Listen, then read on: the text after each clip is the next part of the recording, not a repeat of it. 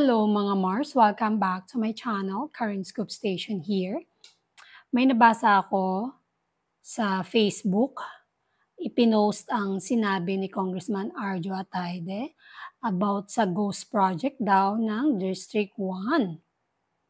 Quote and unquote, basahin po natin. There are no ghost projects with us. There's no ghost in District 1. There's no basis for claims that these are non-existent. Maybe there's just a need for proper coordination, so information about the project is accurate. The projects are not ghosts. They can be seen, touched, and are beneficial. The evidence speaks for itself, and the evidence speaks the truth. Representative Juan Carlos Arjo Atayde, on his alleged links in anomalous flood control projects, October 28, 2025. Yan po yung na-post doon mga Mars. Kaya i-share lang natin. Talagang lahat kasi sinasabi may ghost project, di ba? Pero ito nga, galing yun kay Congressman Arjo Atayde mga Mars. Pwede siyang hawakan, pwedeng makita. So, walang ghost na project na ginagawa si Congressman Arjo Atayde. Ito, nag-post din ang Radyo Pilipinas sa Facebook. Basahin ko lang ha. Sabi dito, Quezon City Solon iginiit na walang ghost project sa kanyang distrito. Muling itinanggi ni Quezon City 1st District Representative Arjo Atayde ang mga aligasyon ng ghost project sa kanyang distrito.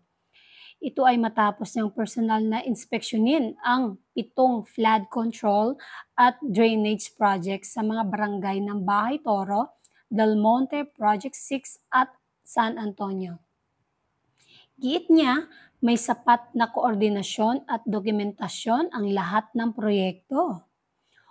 Una nang kinumpirma ng Department of Public Works and Highways or DPWH, Quezon City 1st District Engineering Office na ang lahat ng 7 proyekto ay makikita at natapos o kasalukuyang isinasagawa.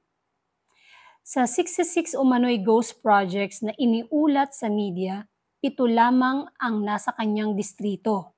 At lahat ay may tamang coordinates, larawan at papeles. 5 proyekto ang natapos na habang 2 ang pansamantalang sinuspinde dahil sa mga isyong technical.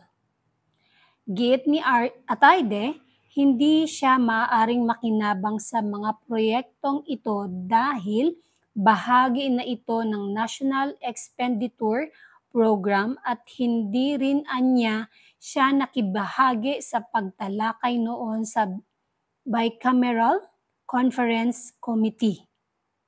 Ayun naman pala eh. Quote and unquote. Diba? So wala siyang, bakit nyo kasi ginigiit na may ghost project? Ito, mismong DPWH na nga ang nagsabi na yung 7 project ay makikita at kasalukuyan, ang iba tapos, yung kasalukuyan ay isinasagawa.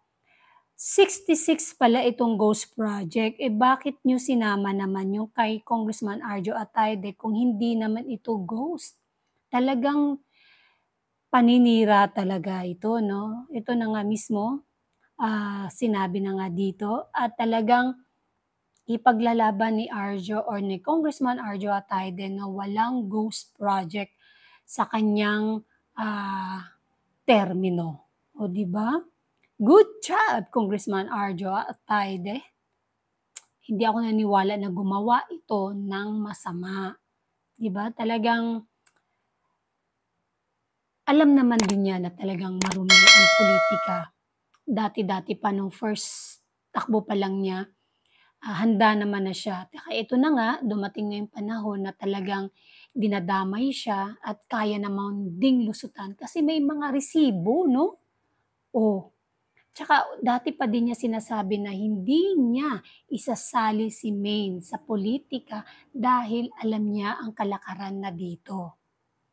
Kaya niyang i-handle. O, tingnan mo naman ngayon, talagang tahimik lang, hindi masyado nagbibitaw o nagpapa-interview si Arjo. Pero ito, meron siyang mga resibo na ilalabas na kanyang project ay walang multo.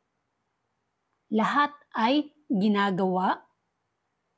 Yung iba tapos, yung iba ay ginagawa pa lang. O ngayon, diba? Good job, Congressman Arjo Atayde. And that's it, mga Mars. Thank you for watching this video. Please like, comment, share, and subscribe for more scoops. Bye!